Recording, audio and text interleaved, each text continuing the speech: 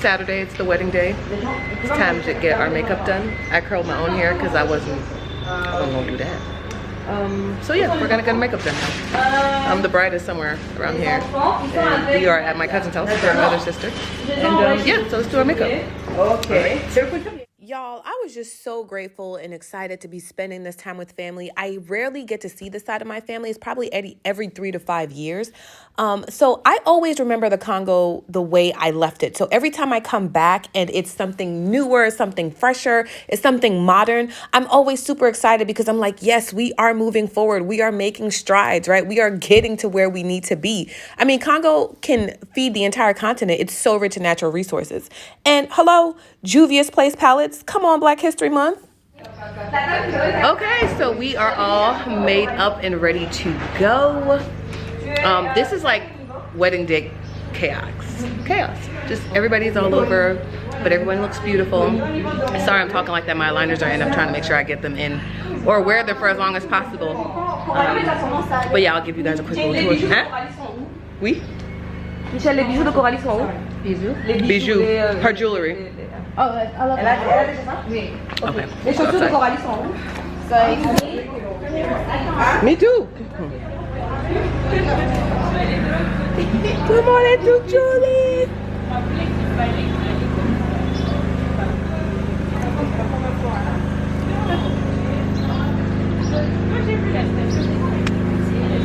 That's the bride's car. We need to leave, like, ASAP.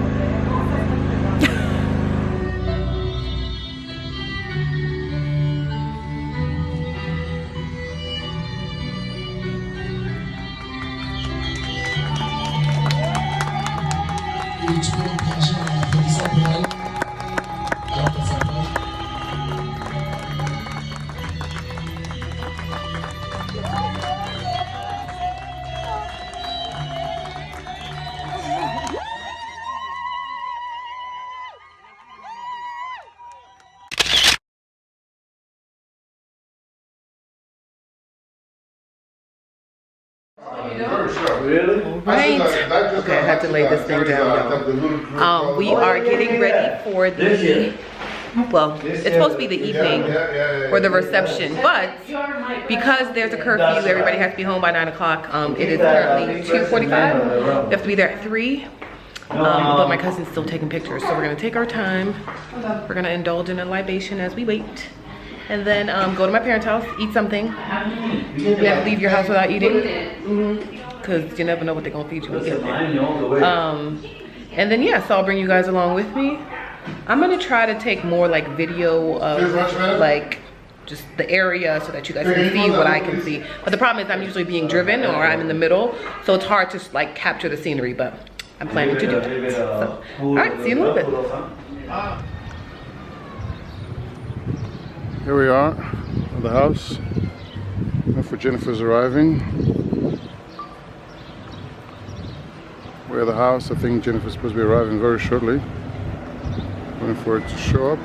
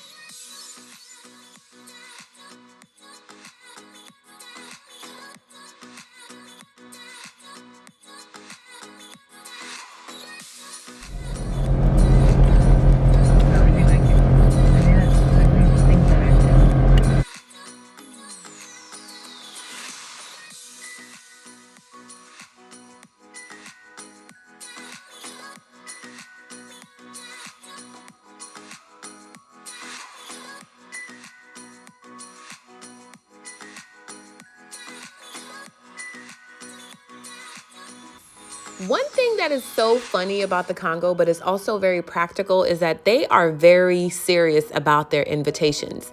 I think it's a sign of the times only because there's just so many people suffering that anybody will show up to an event for free food or free liquor. So you definitely have to make sure that people coming in are actually invited. These are us now taking some pictures at the photo booth. I had such a good time again with my family. There was about 300 guests invited, and everyone was required to take a COVID test. Most people sat or were seated at tables with people who they either live with or spend a lot of time with. This is the actual ballroom where the event took place. This is owned by my cousin, which is the bride's sister. Her and her husband do a lot of events here. They also do all of the catering and the food prepping. So just showing you guys kind of like the display. This is buffet style, which people are kind of cringing during COVID, but we did have people serving us directly. Not everyone could just go in there kind of like a grab all, so to speak. But there was so much food. This was like a little bit before the setup, so I just kind of figured I'd take some pictures. This is our table. Again, masks off because these are people I have been spending literally the entire time with. We're all staying in the same household. It's such a beautiful event space. It was such a beautiful event. The vibe was right. Everyone welcomed the bride and the groom when they came in. They're so young. Those are that's her matron of honor and her husband, whatever their names are. I don't even know. But that's the DJ just trying to give some ambiance to the party. I would let this play, but a lot of what is being spoken is in French. And because I didn't really have time to give y'all some subtitles, y'all gonna get this voiceover, okay? But trust me, it was a really, really good time. The bride's family sat on the right side, so where I'm filming from, and then the groom's family sat on the opposite side. Those are my two cousins right there. My cousins from Atlanta, my sister, y'all seen her all video, my brother. Just overall good time. They're opening up the dance floor, kind of letting everybody enjoy a little bit. And again, that is the matron of honor, my cousin, the bride, and her new husband, Andy, welcoming him to the family. And this was our soiree. Such a good time, such a good time. But tomorrow is my most favoriteest day. Let's go.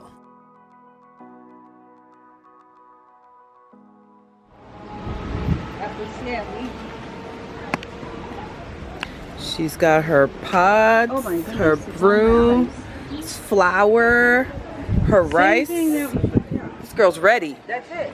This girl's ready. 2 cars? 2 cars. She's got her pots in here, her Tupperware in here. That's a big old pot right there. Tony. Ooh. Are you recording us? Yes, of course. Hey. Myself, my YouTube channel. Inès, ça va? Okay, for some context, we are now walking in my cousin's sister-in-law. So by tradition, before we bring her over to the house, they have to come pick her up. And all of this is sort of like fun and games, but we are giving her a hard time. So she's like, I'm here to pick up my bride. Where is she? Where is she? And all of the sister-in-laws, all of the cousins were like, we need more money. Like, where is the money? Obviously, she is priceless, right? This is all very custom-like. This is all just in fun and games. And we're not even allowing her to go into the house. So we're giving her a hard time. She's giving us a hard time. She's like, I've already paid the dowry. Why are you guys playing these games? Mind you, there's no men here, so it's all fun within women. Very, very symbolic. Obviously, we're not paying for her. She was not purchased and bought. She is not chattel, but we are just trying to keep tradition alive. This is the house she grew up in. So she's like, now I'm out. I'm leaving. You guys do not know me. So she's going back to her car to get some funds. And this is my cousin chasing after her. And now we are ready to go. You're free to go now.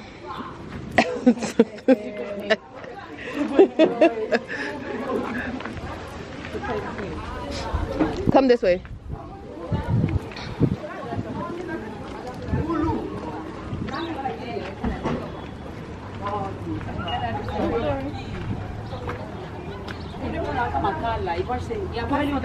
Tu peux aller direct. Oui, tu peux aller maintenant. Toi, tu n'as.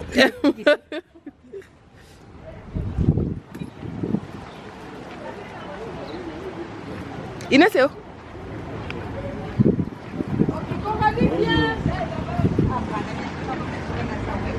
Inès, c'est où? Ah.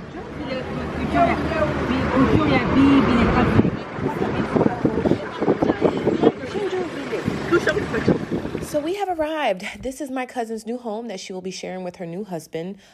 This is my favorite part of the wedding tradition only because it's symbolic and it's just so old, but I'm glad that we still do it in this new century. All of her female cousins and aunts are here.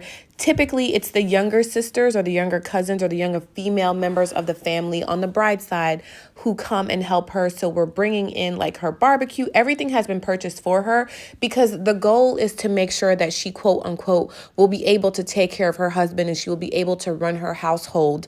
Now, they're much younger, so he's really not into all this traditional stuff, and he's from a separate tribe than we are, but we still got to do it. So these are our pots and pans. We're busting and hustling, moving cars in and out. And then once we get all of this stuff in her house, we will actually help her set it up. Traditionally, the groom's side of the family, the female side of the family, is also supposed to cook for us. So while we're preparing the meal for dinner, they prepare something for us to actually consume while we're eating. I mean, but any woman knows you're eating and you're tasting as you're cooking, so we're never really that hungry. So this is her inside of her kitchen. We're unpacking things.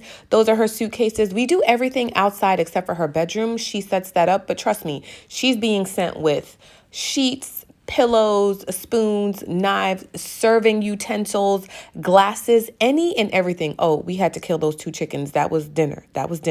So here we are just all kind of hanging out outside. Now, she is not, quote unquote, and I put quotations on this because all of this is symbolic. She's been in and out of this home, but she can't really go into the house until she prepares the meal, right? So we kind of make this makeshift kitchen outside.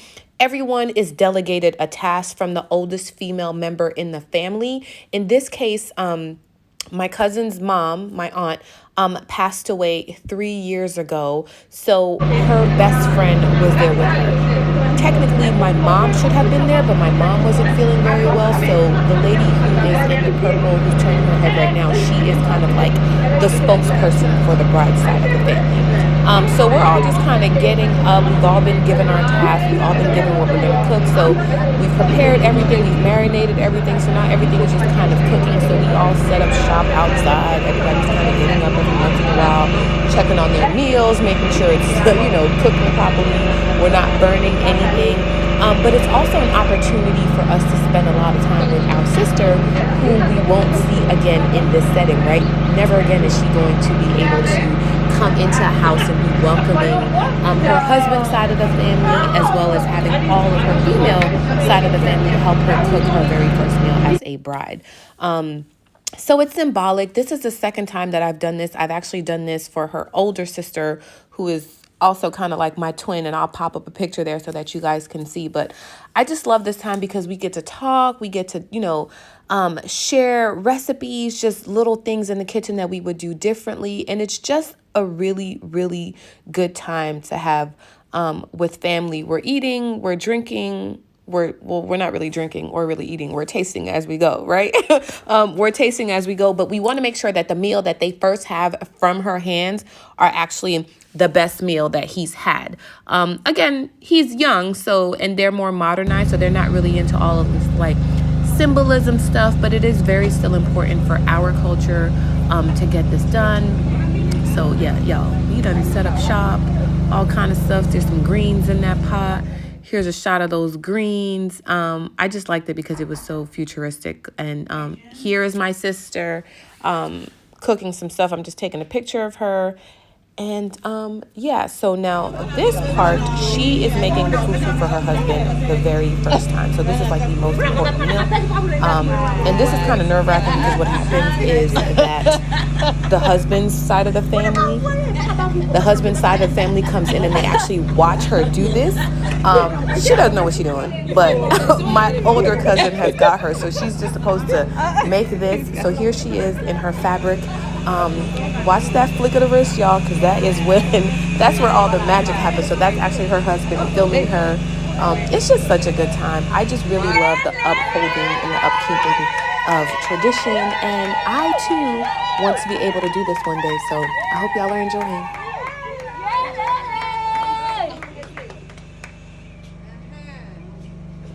Look at the wrist. Look at the wrist.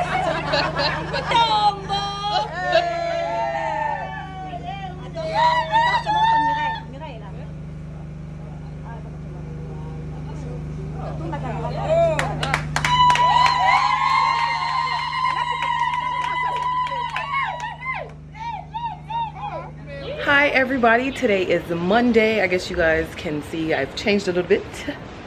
Yes, she has gotten her hair braided. I'll have to make sure that I show you guys all that. There were 3 ladies here this morning and they spent, what, 5 hours braiding my hair? We were in and out. I was very grateful, very thankful. Right now we were invited to a family friend's house just for like a dinner. So we're gonna do that. I'm gonna bring you guys along with me. I try to capture as much landscape as I can. But again, once I'm being driven, it's very hard to do that. It has been a very chilly day here in Lubumbashi, which is kind of strange. It usually gets warm, but it usually gets chilly, but today it was like extra chilly while I was getting my hair braided. So we are going to get going because it's starting to pour down. Well, it's looking very gloomy right now. You guys can see that, like there's a huge overcast. And this is Rex, the little family dog. Well, he's not little at all. But yeah, I just love it here. Like it feels good. You hear the birds chirping, you know. I mean, in Florida, we don't have a lot of like traffic and stuff like that, but we also have a lot of development, right? Like, you know, non-third world country. So that's not to say Congo's not developed. What I'm trying to say is just like hearing the birds chirping, waking up in the morning and just feeling like you're that much more closer to nature, I guess. It's just something very refreshing about it. So let's get going. Some old friends of the family were gracious enough to invite us over for dinner. Now that the wedding festivities are over, we're just kind of hanging out with friends. But this is some duplexes in Lubumbashi, and there is a restaurant and shopping plaza on the other side of that. I just love all the greenery. This little duplex situation is nice. I mean, it's a nice little 3-bedroom apartment loft, and we're just enjoying some libations. We're gonna have dinner here and just enjoy the time. We are in Lubumbashi, which is actually, let me make sure you guys can actually see me. Let's see, okay. There we are. So we are in Lubumbashi, which is the city where I was born, and we are hanging out by some apartments. They're kind of like lofts, super, super nice, 2 bedrooms, you guys see. We're on the main floor, and then the living space is upstairs, and the kitchen is down here. So we're just hanging out, having, you know, some cocktails, kind of happy hour-ish. So those are my brothers. Ooh, it's raining on me. And my sisters, and then some of their high school friends that I've known since I was younger. Now that I've grown up, we're just kind of hanging out. So it's a nice little welcome. So this is the space.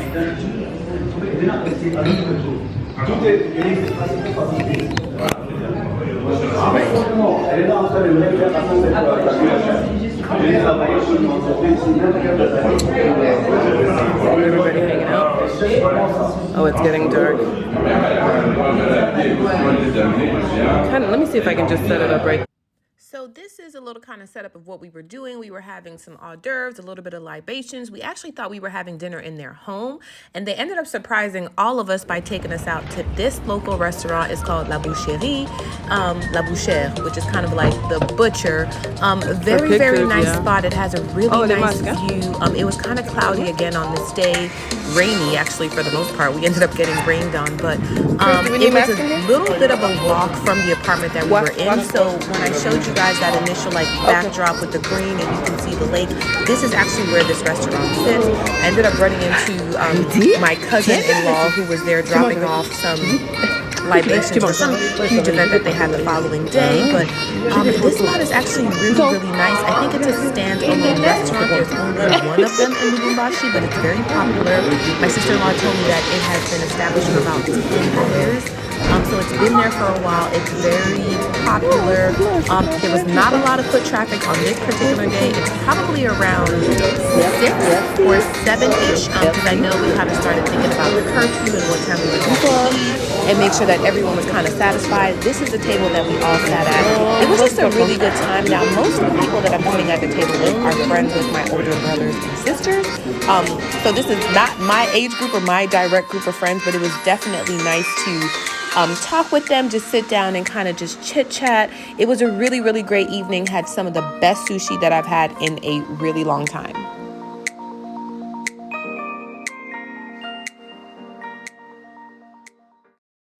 Okay, it is the the following morning and I realized I have not been shooting much content.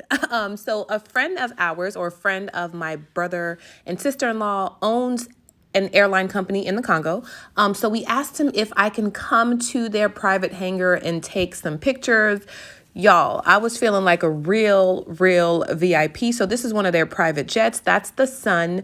And this is me just kind of shooting some content, having a good time, having some fun. Hopefully, if you guys have not seen this picture, it is posted on my Instagram, customs_chic. Yes, a shameless plug. Make sure you follow me on Instagram because I definitely drop my pictures there or my content there first. So if you're not following me, shame on you. This was pose number 2. Such a good time. And I was just really excited to be there. Now, there are about 4 aviation companies that do business in the Congo. Most of them are private. I think there's only one Congo Airways that is sponsored or is what should I say, an extension of the actual state. But for the most part, it is a lot of private companies who actually own the airline. So something to think about.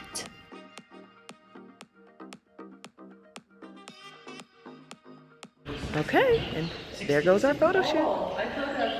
I need to go charge this thing, so I will see you guys a little bit later. Okay, Congo is all about connections. Who you know depends on where and what you get to do. Now, this is the private home of the brother who owns the aviation company that we were at earlier. Now, him and his wife are owners of 3 very popular restaurants that are in Lubumbashi. So they invited us over to their house for dinner. Apparently, this is their guest house. I fell in love with this elephant water fountain. How gorgeous is this? Now, she told us that everything was imported from South Africa and Zambia. So we decided to actually kind of take a photo shoot here and just kind of enjoy the outdoors. They live in a very secluded area of town. It's this massive compound that has about 5 or 7 houses. And like I said, this is apparently where they house their guests. Now, if I were you, I would never want to leave. Into the actual guest house she gave us. She was lovely enough to give us a nice little tour. That is that same elephant waterfall that we saw earlier. I don't know if you guys were able to see this, but it's a beautiful, beautiful home. She designed it all by herself. And I just wanted to give people kind of like a look at what the inside of some people's houses look like. Because a lot of times when you think about the Congo, you hear despair, you think poverty, you think of just underdevelopment. While some of those things are very true for the areas that some people live in, or probably the masses, a lot of people are really doing well, and a lot of people are living a really good quote unquote developed kind of modern lifestyle. So I thought this was an awesome take to just show you guys what we were out there seeing. It's the following morning and we're back to Kinshasa because unfortunately I got to get back to work and get back to the States. So this is us landing in Kinshasa. It's very early in the morning. It's about 9 o'clock. Here we are leaving the airport. I tried to get a better feel of the airport because when we originally landed in the Congo, it was super late at night. So this is the domestic side because I came in again from Lubumbashi, which is another city in the Congo. So I just wanted to give you guys a kind of fresh look at the airport.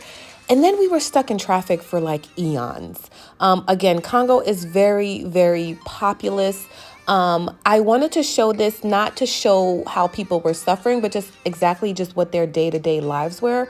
Not a lot of people wearing masks. Some people wearing masks, but I just wanted to give you guys actually a real day-to-day look at what the Congo is like. This is called Chine Populaire or Popular China because it's so populous. Okay, so I am currently in Congo, DRC, and I'm standing at the Congo River, which is behind me. You guys, now you can see it. And then over there is Congo Brazzaville across the lake. There's some fishermen. Let me see, can you guys see them? Right there. And then there's some more fishermen. That's my sister in the big old hand. Hold on. Can you guys see those fishermen? Oh, finger. There we go. There's some more fishermen right there. This is so cool. I'm really excited that we get to see this because this is like super cool. Oh, let me turn y'all around. And that's our bodyguard, Philip. Okay, hold on. Let me take some more pictures. So cool. So cool. I'm glad that I'm able to see this in live. And here, it's an avocado tree.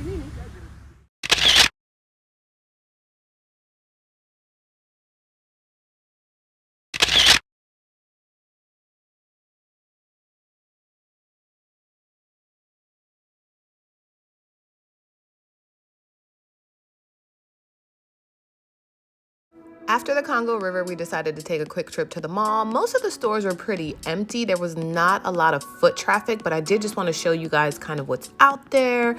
This is not one of the biggest malls in Kinshasa. This has a couple of little shops, mostly beauty shops. That's the Yves Roger shop. Upstairs, there's a couple little boutiques. I saw a Mac store and another store that had fragrances. There's like a little play area down there for the kids.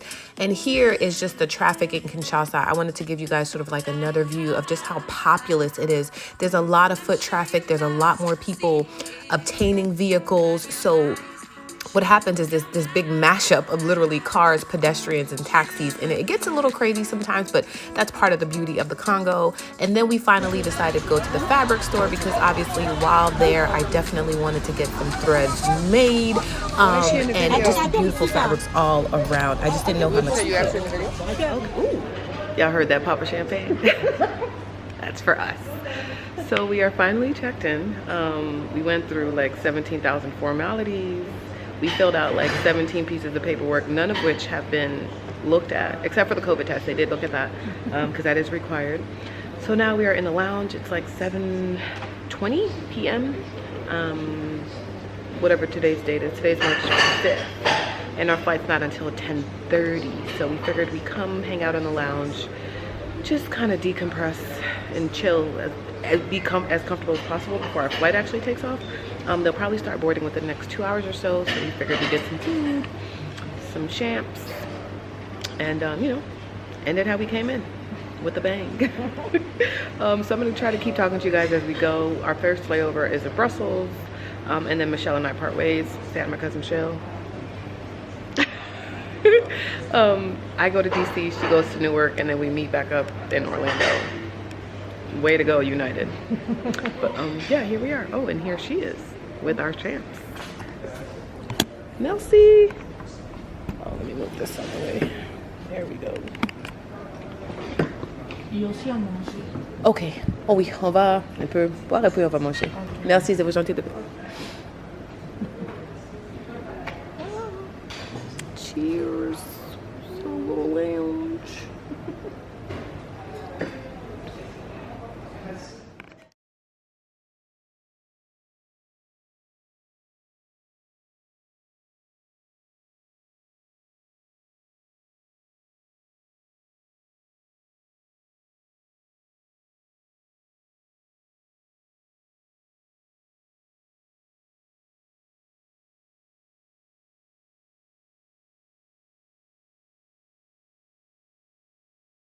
Okay guys, we are back in the States. Can you tell? I slept the entire flight from Kinshasa to Brussels and then watched Aladdin from Brussels to Newark and then fell asleep. We cleared customs, went through all that. Apparently there's an Ebola outbreak in the Congo, so they made us go through another security measure where we had to just tell them our address and stuff for the next couple of days. And now we're just waiting on our connecting flight to Orlando. It's about 2 p.m. We start boarding at 2:20 or 2... Yes, that's 2:20. And our flight takes off at 3. Get home at 5:45. My initial flight, I remember I was telling you guys that I was going to DC and Michelle was going through Newark. I was able to change that free of charge. When you do it. And then get home. So I'll probably end the vlog here just because it's probably already really long. And you guys have been great sports. I hope you enjoyed it. I hope you learned some stuff about the Congo that you did not know before. And yeah, I want to do more stuff with the Congo because I think it's one of the few countries in Africa that get a lot of exposure. And a lot of it is not always good. That's not to say that it's not real, like it's not captioning what's really happening in the country. But there are some very beautiful parts, beautiful people. A lot of it is like the have and the have-nots, but I think all of that makes a country what it is, because we also know in the Americas there are a lot of have and have-nots. So here we are. So all right, I appreciate y'all for watching. If you stuck around this long, you know what to do. Make sure you like, subscribe, share, hit that bell notification so you won't miss an upload, and I will see y'all next time.